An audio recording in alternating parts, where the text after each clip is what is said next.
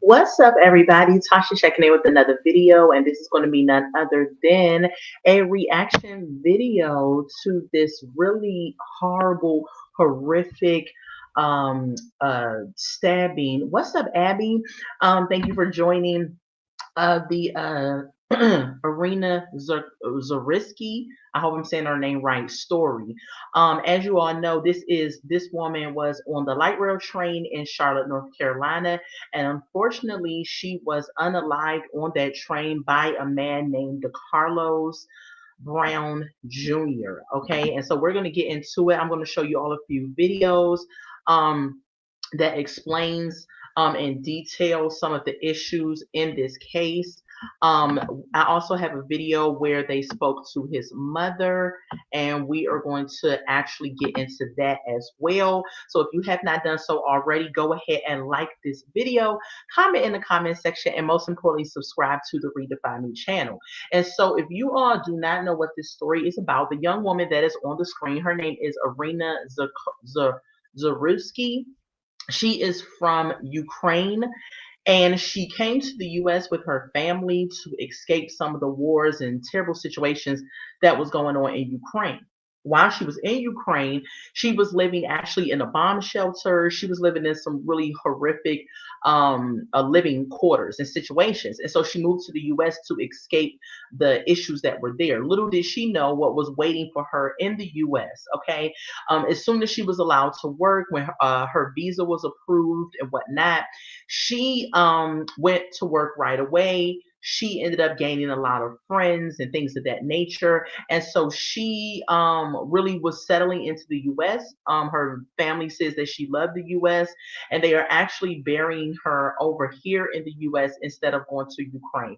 What a horrible situation. Like, you are on you're coming home from work, and I will show you the video, and I have other photos.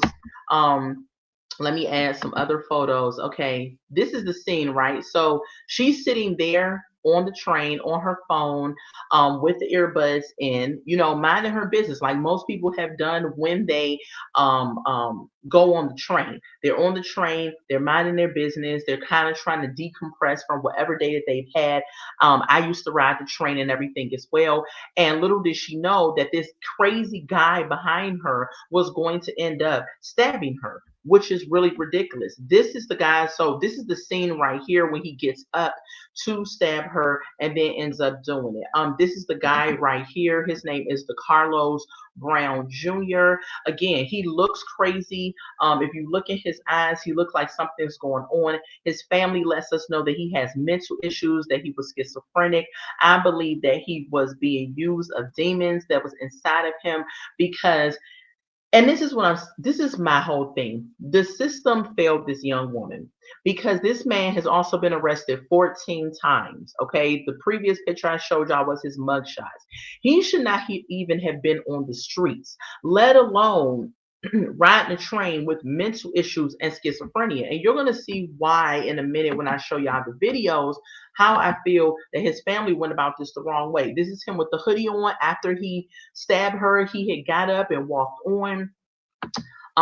This is the scene right here. This is after he had stabbed her. She kind of crouched down a little bit, and I don't think she realized like what was going on. Because imagine you got your headphones in, you're minding your business, you're riding the train, and you get these pricks in your neck to somebody stabbing you, right? You're not sure what the heck is going on. You may have thought maybe something bit you or whatever, but then when the blood starts leaving her body, how it did so quickly, and she fell to the ground, then she realized like, oh my God, something is, going on here. So just a horrible situation. I'm going to share my screen with you all. We're going to get into first talking about this case. We have a video here, and it alludes to the fact that passengers tried to help.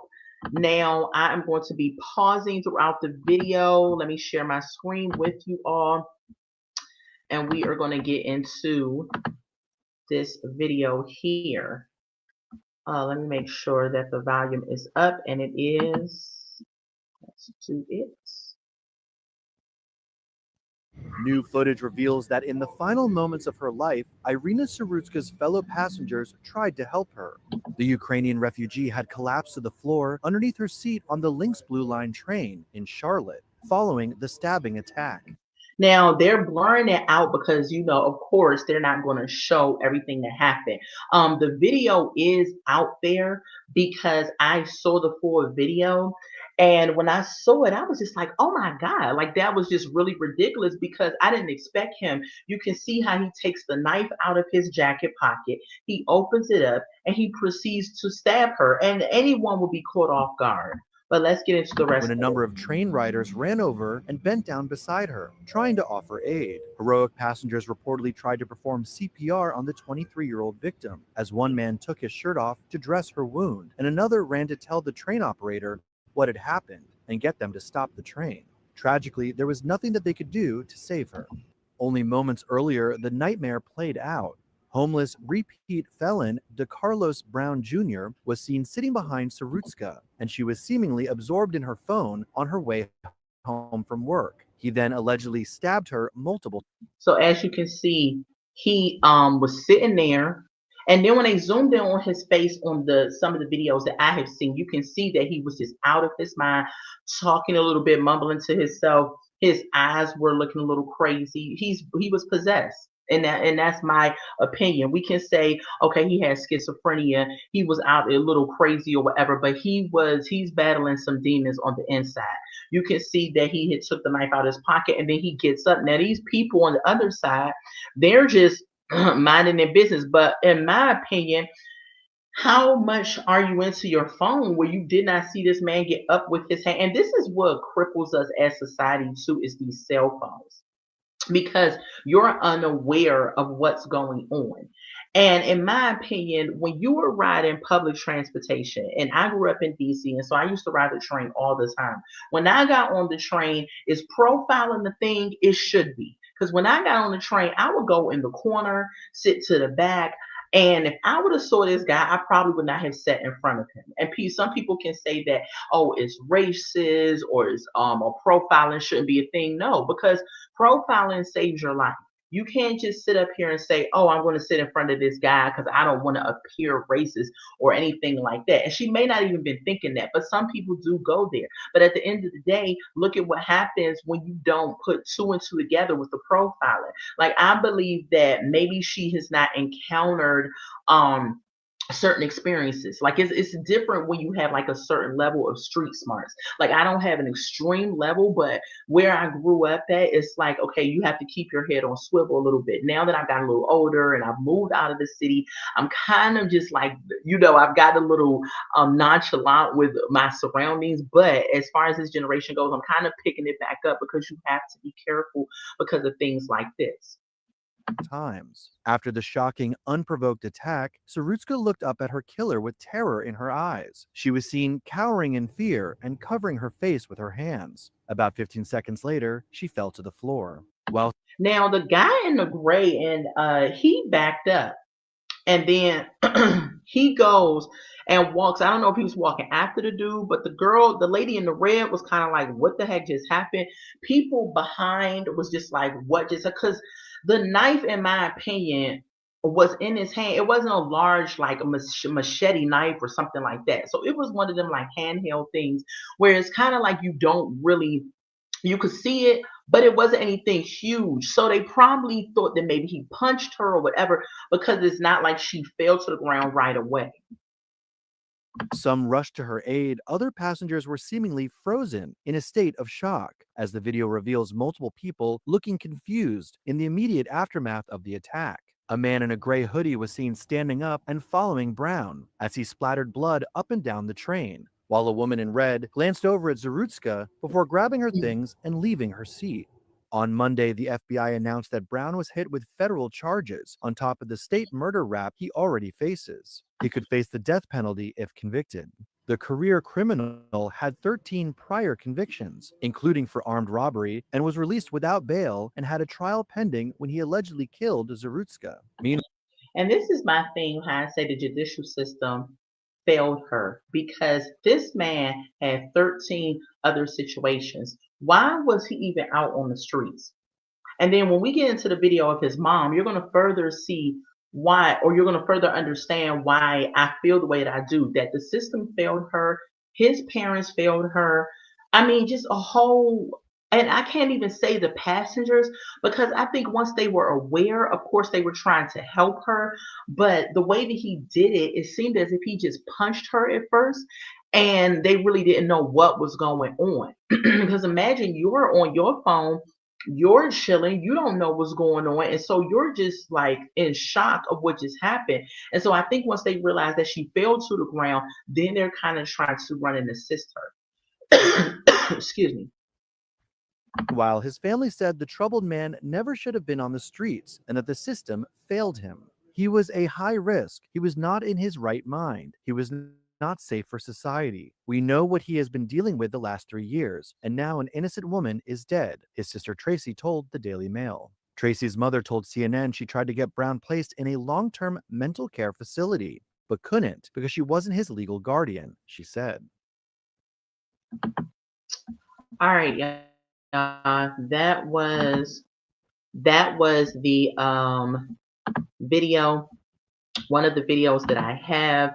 The next one we are definitely going to get into is going to be when we are going to be talking to the mother. Okay, so we're about to get into a video where we're talking to the mother of the guy that ended up unaliving Iryna Zarutska. Okay, now this video, I'm trying to not be judgmental of this mom. I'm really not, but the way and what she was saying in this video. Now I understand he is how old is he? I know Iryna Zarutska is 23 years old. He is, let me see if I find it on my phone. Let me see. Let me see. Hold on, y'all. I'm going to,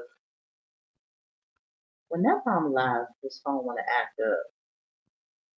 Hold on, y'all. Let me see. How old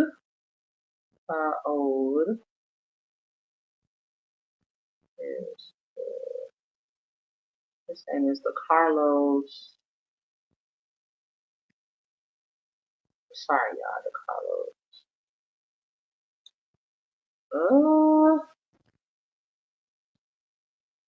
Carlos Brown.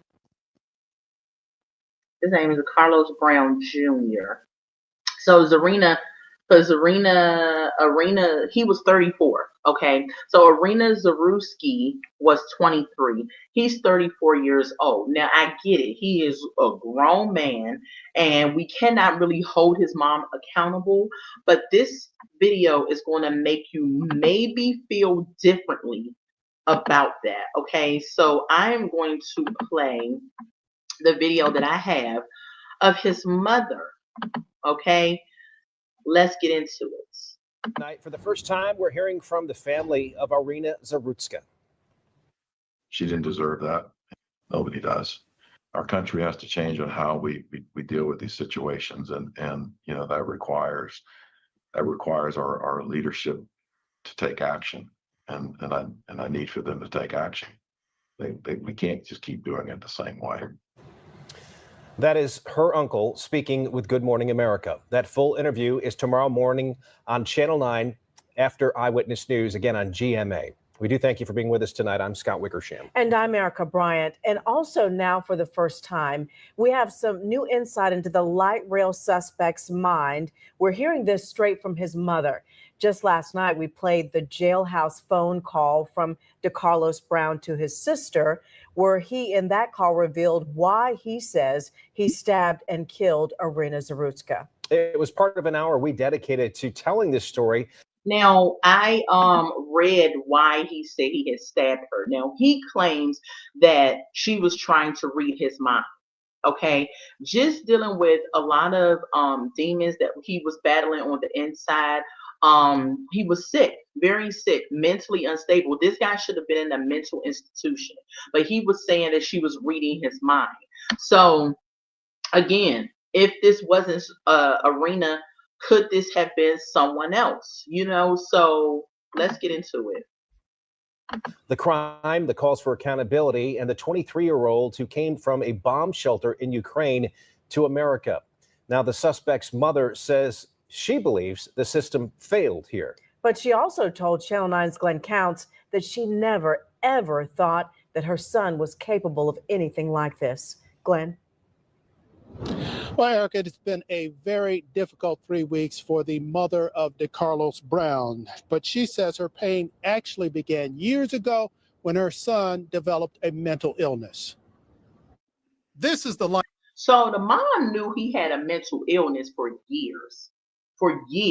And then on top of that, for her to say that the system failed him, I feel like, yes, he should have been in a mental institution, but I also believe that, ma'am, your son probably had mental issues stemming back from maybe in his 20s, maybe even in the teenage years. You are his mother, okay? Yes, I understand he is an adult. However, once you become a parent, you never stop parenting. If you know that your child has mental issues and they are a grown adult, why can't you go before maybe the judicial system, maybe the police is saying, listen, he doesn't need to be out on the streets. You all need to lock him up, commit him or something to a mental institution because I'm in fear that he would do something to himself. She says that she did not think he would do something so horrific. Ma'am, you said he was schizophrenic. Let's get back into the video. Light rail stop that forever changed two families. Iryna Zarutska had just gotten off work and sat in front of DeCarlos Brown, who's charged with stabbing her in the throat, killing her. I'm holding up by God's grace. That's how I'm holding up. Michelle DeWitt is Brown's mother. She is trying to cope with the murder, and she told us she is praying for Iryna's family. I am terribly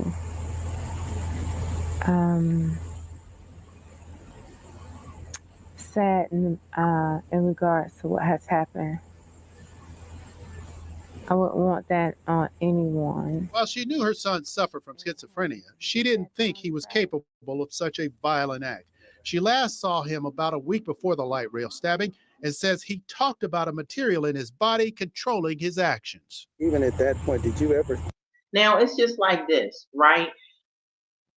I don't want y'all to think I'm blaming the mom, because I'm not blaming the mom. It's just that we have to take more accountability when it comes to situations like this, right?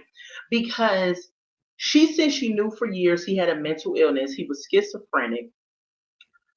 Why, ma'am? And y'all gonna see further. Yeah, okay, let me let the video play out a little bit more. Maybe y'all understand further why I feel the way that I do. But I do feel like this mom and his family could have done more. Let me just say that, could have done more. Think it's possible that he might actually hurt somebody else? He's been saying it so long, you know. And then I don't mean to stop again, but I don't believe that she's saying that he would not have hurt nobody, because his sister came out in a Washington Post article and said back in 2022 he attacked her. Okay, so this mom may be putting on, right? Because he attacked the sister, and I'm pretty sure she knew about that. I want the police. The police is telling me what to eat. The police telling me how to act. But never hurt somebody? No. Brown was homeless, spent time in prison for armed robbery. When he got out, his mother says they noticed a change in his behavior. It got really bad when he came in, and he was very aggressive when he came in the home. We're like, hey, what's wrong with you? He came in as if someone was after him. DeWitt says that 4 years ago, they got Brown involuntarily committed, and he got better. But then he decided not to take his medicine anymore. My husband and I advised him, if you stay with the medicine, we can help you.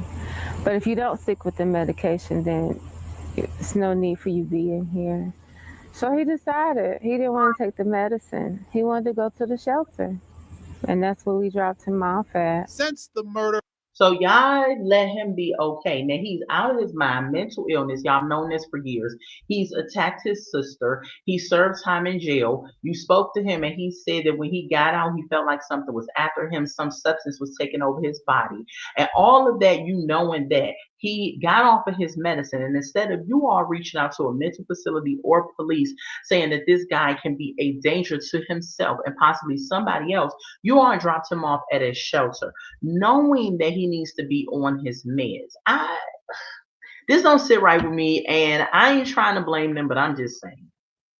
Brown's family has received death threats. We had the police last night come and rip our house because someone threatened to come and kill us. DeWitt is frustrated with calls to sentence her son to death because she believes he is mentally ill. You don't know my son. You don't know what I went through with my son, how many years I've been through it. DeWitt says she often thinks about the day.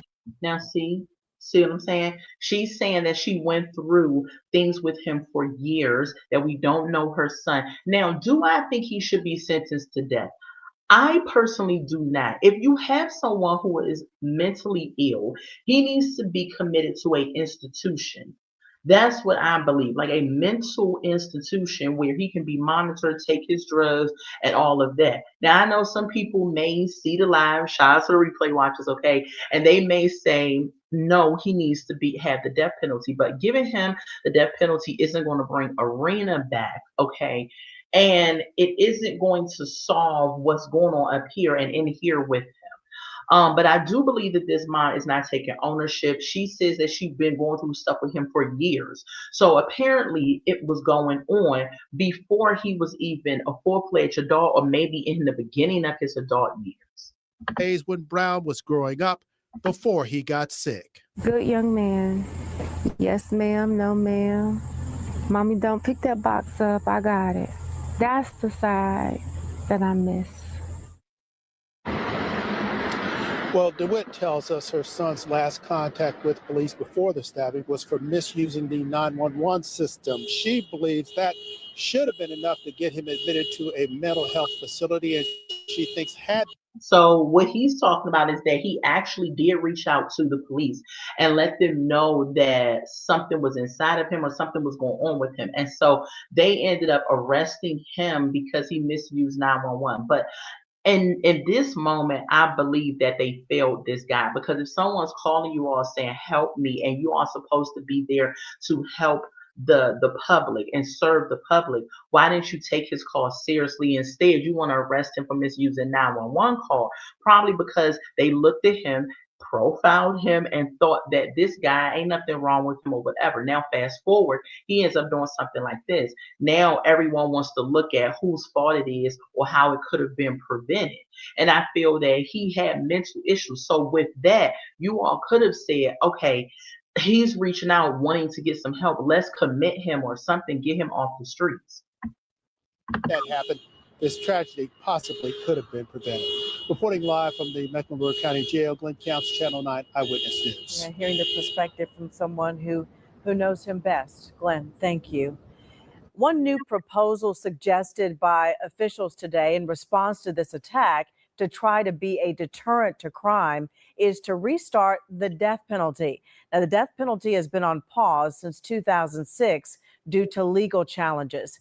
Now, a plan was also introduced to call for an end to cashless bail for those who have past felony convictions, and to make sure that magistrates factor in homeless and mental health issues when they're deciding whether someone should be granted pretrial release. And that is huge.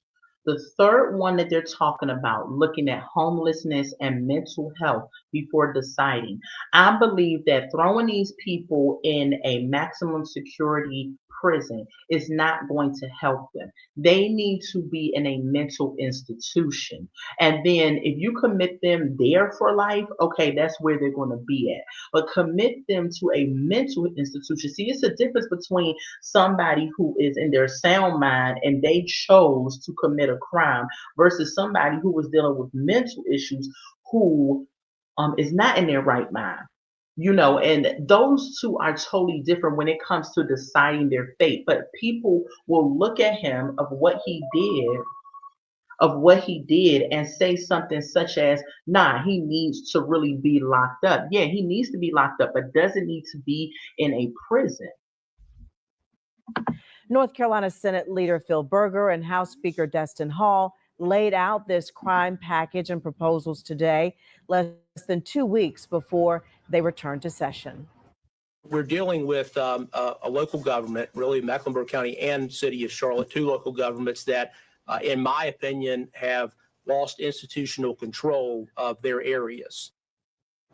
A spokesperson for Governor Josh Stein says the governor looks forward to finding bipartisan solutions. We covered more ideas to increase safety after this light rail attack. It's part of a 1-hour special called 9 Investigates the Light Rail Stabbing. It's streaming now on our website, on our app, and on YouTube. All right, y'all, that is, sorry, did not want to go into that. So that is what I have for you all as far as the video footage. I'm just going to read something really quick that I have. It says this is from New York. This is from New York Post as well. Accused killer DeCarlos Brown Jr. and his family told his family he stabbed Ukrainian refugee Iryna Zarutska to death on board a train in Charlotte, North Carolina, because he believed she was reading his mind. His sister has claimed, as his chilling words from jail are revealed, Tracy Brown, who was assaulted by her older brother in 2022, attack that saw him bite her and break a door, said he is paranoid schizophrenic, who told her multiple times that the government had implanted a chip in him. When I saw the video, she says, I automatically knew he and I, hate to say it, but she didn't deserve it. But he had come to some breaking points, she told the Post. So with that whole thing that I just read, his sister just confirmed it back in 2022. He attacked her, he bit her and broke a door down. So he should have been committed. He should have been locked up. This man should have been not on the streets to be able to commit this crime against this young woman. Beautiful young woman. She was escaping. And imagine leaving an area where you're from, your country, Ukraine. Wars are going on. You're living in a bomb shelter. You get to the U.S., you start making friends, you start getting jobs and things like that. And all of a sudden, 23 years old, such a young woman, ends up losing her life to someone who was mentally unstable, that could have been locked up in an institution, put away, and did not have to be on the streets, and ended up ending her life. Just insane. Like, look at this guy. And you mean to tell me that looking at this guy, you would not think that something is wrong with him? And then his mom, everything that she said in her interview, it was just kind of like, ma'am, you knew that this guy, you said that you were dealing with issues with him for years. Now, yes, maybe before he got sick, before anything happened, you remember him at that point, but he is no longer at that state. So you, as a mother, should have said, let me call the police, let me call the mental institutions and commit my son, because he could possibly do something crazy. I mean, like, look at this situation. This is just showing him he's getting up. He had took the knife. He had stabbed the girl. Look at her face. She is in fear and shock that this is even happening. Just a ridiculous situation. Senseless violence that did not need to happen. This is all of his mug shots of all the times that he has been locked up. And you mean to tell me that you all released him out on the street? I don't understand this. It's just sad.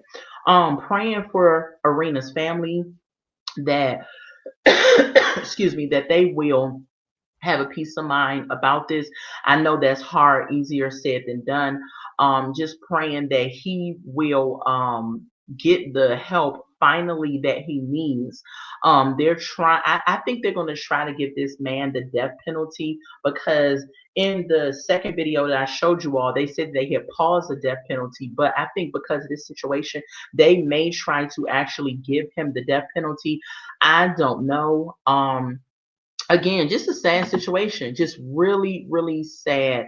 This young woman lost her life. And even when he was about to stab her, she was so thrown off when she looked back and looked up at him, because she was, imagine watching YouTube or whatever, and someone stabs you and does this heinous crime, and now you were in shock, and then 2 seconds later you bleed out because someone stabbed you. Like right here, the picture that I have. She wasn't suspecting this. Look at her. She's in her phone. She is looking at whatever she's looking at. He's getting up right here behind her and stabs her. Like, just insane. And the videos that we watched prior, shout out to the replay watchers.